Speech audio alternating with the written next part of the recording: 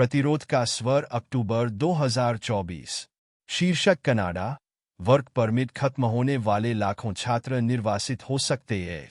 मुख्य पाठ।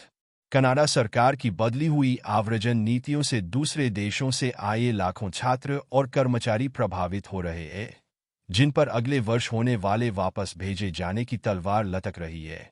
इसी वजह से वह 2 सप्ताह से ब्रैम्पटन और ओंटारियो में दिन रात विरोध प्रदर्शन कर रहे हैं। विरोध प्रदर्शनों का सिलसिला कई महीनों से चल रहा है। एक रिपोर्ट के मुताबिक इस वर्ष जिन लोगों के वर्क परमिट एक्सपायर हो रहे हैं, उनकी संख्या लगभग 1,30,000 है। पिछले कई सालों से कनाडा अंतर्राष्ट्रीय छात्रों की पहली पसंद रहा है और कनाडा के लिए इन छात्रों का कोटा लगातार प्रतिवर्ष बढ़ाया जाता रहा है, क्योंकि वह सोने के अंडे देने वाली मुर्गी रहे हैं। इनकी वजह से जहां कनाडा हर साल अरबों डॉलर एकत्र करता है, वहीं वहां के निजी कॉलेज और विश्वविद्यालय अरबपति बन रहे हैं। हालांकि वैश्विक स्तर पर बढ़ती आर्थिक मंदी की वजह से कनाडा में भी नौकरियों के अवसर कम हो रहे हैं और बेरोजगारी दर बढ़कर 7% हो गई है और वहां पहुंच रहे नए लोगों को काम नहीं मिल रहा है। उनमें से ज्यादातर साल भर से बेकार बैठे बैठे भारी निराशा और तंगी से पीड़ित है।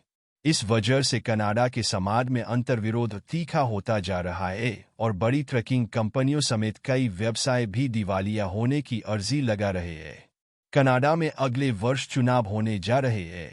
ज्यादातर कनाडाई जस्टिन ट्रूडो के नेतृत्व वाली मौजूदा शासक लिबरल पार्टी से खुश नहीं है और उन्हें लगता है कि कनाडा की परेशानियों के लिए यही पार्टी जिम्मेदार है। दूसरे नंबर की कंजर्वेटिव पार्टी सत्ता के लिए होड़ कर रही है। यह दोनों पार्टियां कनाडा की इन परिस्थितियों के लिए सीधे अथवा परोक्ष रूप से अप्रवासियों को जिम्मेदार ठहरा रही है। सोशल मीडिया और मीडिया के अन्य माध्यमों से एक दूसरे पर आरोप लगाए जा रहे हैं कि कनाडा में जो हालात है, उनके लिए प्रवासी ही जिम्मेदार है। प्रोपेगेंडा कर भ्रम पैदा करने की कोशिश की जा रही है कि प्रवासियों ने आपकी नौकरियां छीन ली है। वह आवासों की कमी के लिए भी जिम्मेदार है। इसी तरह के अन्य प्रकार के भ्रम फैलाए जा रहे हैं। इससे कनाडा में नस्लवादी घटनाओं में वृद्धि हुई है। अंतर्राष्ट्रीय छात्र इसके सबसे बड़े शिकार बन रहे हैं। वर्तमान में ब्रैम्पटन में यूथ सपोर्ट नेटवर्क संगठन के नेतृत्व में स्नाकोत्तर वर्क परमिट धारकों की एक समिति द्वारा दिन रात का धरना चलाया जा रहा है। प्रदर्शनकारियों की मांगे। वर्ष 2024 से 25 में समाप्त होने वाले वर्क परमिट को 2 वर्ष के लिए बढ़ाया जाना चाहिए। एक्सप्रेस एंट्री और पीएनपी का निरंतर एलएमआई के नाम पर लूट बंद होनी चाहिए। अंतर्राष्ट्रीय छात्रों को 2 की जगह 5 वर्ष का वर्क परमिट दिया जाना चाहिए। प्रदर्शनकारी कर्मचारियों का भी कहना है कि पिछले 6 महीने खराब हो चुके हैं और इस दौरान लगातार विभिन्न पक्षों के साथ बैठकें हो रही है। वह सुन और समझ रहे हैं और यह भी स्वीकार कर रहे हैं कि सरकार ने उन्हें कनाडा आमंत्रित किया है। आंदोलनकारियों का कहना है कि सरकार ने आवश्यकता से अधिक छात्रों को यहां आने दिया और पीआर कोटा भी नहीं बढ़ाए। उसके बाद ही स्थिति बिगड़ी है, लेकिन वह समाधान की ओर नहीं बढ़ रहे हैं, क्योंकि अगले वर्ष मतदान होना है। वही मतदाता यह मान रहे हैं कि कनाडा में खराब हालात के लिए प्रवासी लोग जिम्मेदार हैं। इस कारण कोई समाधान नहीं निकाला जा रहा है। लगातार विरोध और अपनी एकता को मजबूत करने के बाद छात्रों और युवाओं ने अन्य लोगों को भी विरोध में शामिल करने के लिए दिन रात का धरना शुरू किया है। शनिवार 7 सितंबर को यहां एक रैली भी निकाली गई, जिसमें 12 श्रमिक संगठनों ने भाग लिया और उनका समर्थन करते हुए समस्या के समाधान की अपील। सोशल मीडिया पर विरोध के बावजूद अधिक से अधिक लोग उनका समर्थन कर रहे हैं।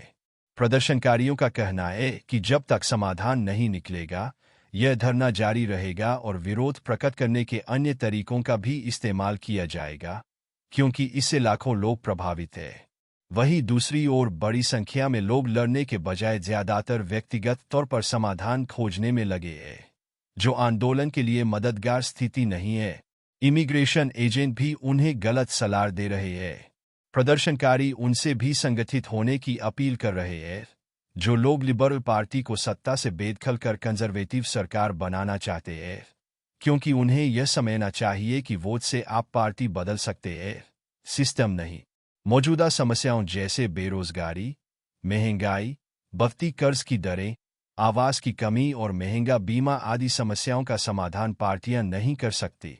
यह सब पूंजीवादी व्यवस्था के कारण है, जो जन समर्थक नहीं है, बल्कि पूंजीवादी परिवारों की समर्थक है।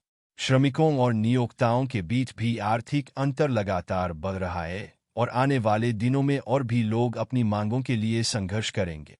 विक्रम कुल्लेवाल और महकदीप मानसा द्वारा जारी।